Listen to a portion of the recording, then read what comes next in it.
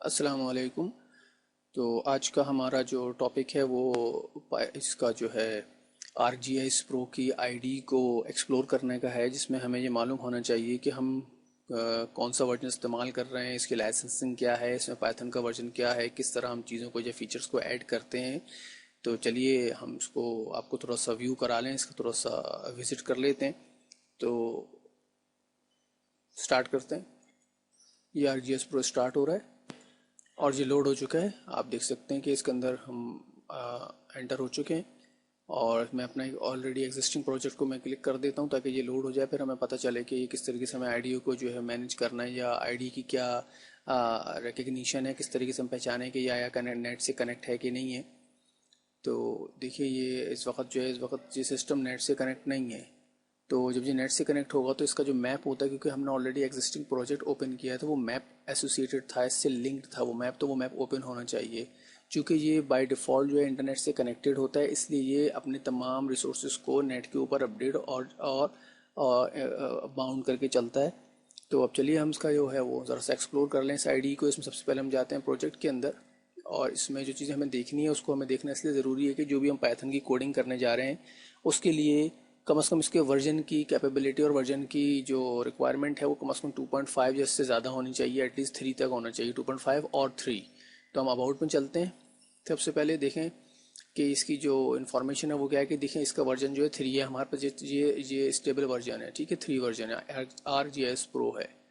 और ये कॉपीराइट है एजरी का, और इसके अंदर जो है इसकी कॉपीराइट एक्नॉलेजमेंट्स एंड ट्रेडमार्क्स वगैरह सब मौजूद हैं। इसकी जो इंस्ट्रक्शंस और जो जो आपकी ये कह लें कि इंस्ट्रक्शन है against the illegal use of this software.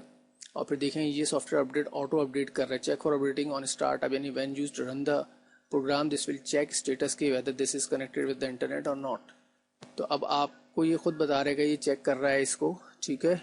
तो अब हम ये अबाउट का कंटेंट था इसके अंदर, हम चलते हैं अगले पार्ट की तरफ, that is licensing. This is very important.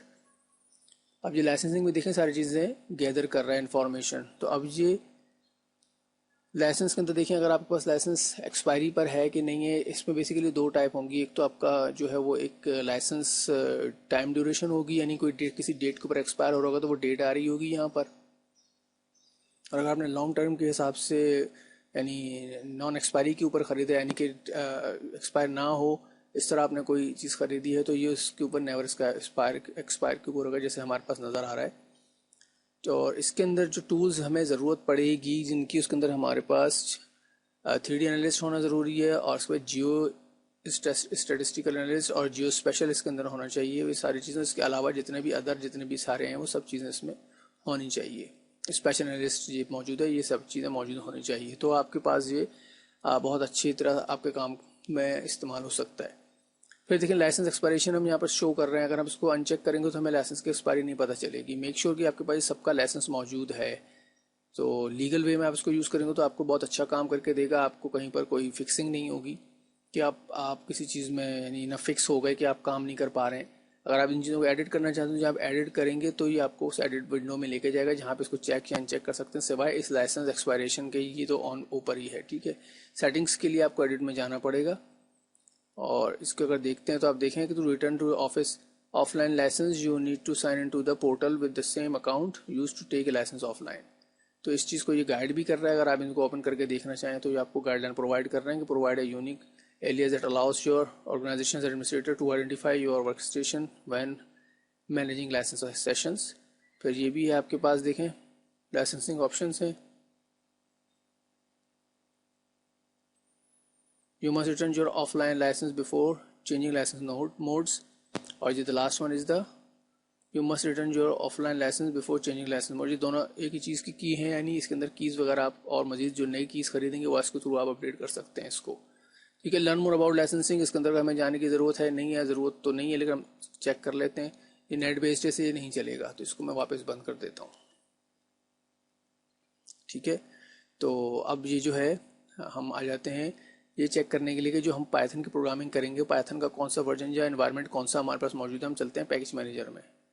अब ये पैकेज मैनेजर को क्लिक किया तो देखें ये हमारे पास एग्जिस्टिंग तमाम फाइल्स और लाइब्रेरीज को लेकर आ रहे हैं कि जो हमारे पास मौजूद है। और जो मेन चीज़ आपने चेक करनी है वो क्या चेक करनी है कि एक्टिव एनवायरनमेंट आपके पास ArcGIS Pro पाई 3 है, ठीक है, हमारे पास ArcGIS Pro पाई 3 है। तो हमें इसके लिए फिक्रमंद नहीं होने की ज़रूरत कि हमारे पास लेस देन 2.5 है या इससे भी कम 2.0 है। तो हमारे पास 3 है जिसके अंदर हमारी मोस्ट ऑफ द कोड चलेगा, और इसमें कुछ कुछ एक्सरसाइजेज जो हम करेंगे तो उन एक्सरसाइजेस को पाइथन 3 की रिक्वायरमेंट है। अगर पाइथन 3 नहीं होगा तो वो एक्सरसाइजेज आप नहीं करेंगे। इसमें डाटा की जो हम पाइथन के थ्रू जो कोडिंग करेंगे तो इसके अंदर आपको पाइथन 3 रिक्वायर्ड है। तो मेक श्योर कि आपके पास ये 3 वाला वर्जन मौजूद है पाइथन 3 का, एनवायरनमेंट इसका जो है एक्टिव एनवायरनमेंट पाइथन 3 पर हो। ये सारे आपके इंस्टॉल्ड कंपोनेंट्स हैं, यहाँ आप सर्च भी कर सकते हैं इनको। इस तरह आपके पास अपडेट्स मौजूद है, यहाँ पर आप अपडेट कर सकते हैं कौन सी चीज़ अपडेट की है। अगर नई नज़र आ रही तो आप उसको सर्च करके देख सकते हैं। फिर आपके पास ऐड पैकेजेस भी आ रहा है। आप यहाँ पर भी जिसको आपने ऐड करना है, कोई चीज़ एक्सटर्नली करनी है जो ज़रूरत के टाइम पड़ेगी तो हम उसको भी यूज़ करेंगे। किस तरह हम इसको ऐड करते हैं, अभी तो फिलहाल हमने ये इस चीज़ को देख लिया है। तो इसका बस इतना ही काम आज का था। तो आई होप कि आपको ये समझ आ जाए और आप चेक कर लें अपने वर्जन्स को और उसके हिसाब से अपने IDE को अपडेट कर लें। तो आपके पास फिर ये पाइथन की प्रोग्रामिंग बहुत आसानी से हो जाएगी। तो बहुत शुक्रिया देखने का। हम चलते हैं वापस, आज के लिए इतनी काफ़ी है। बहुत शुक्रिया, अस्सलाम वालेकुम।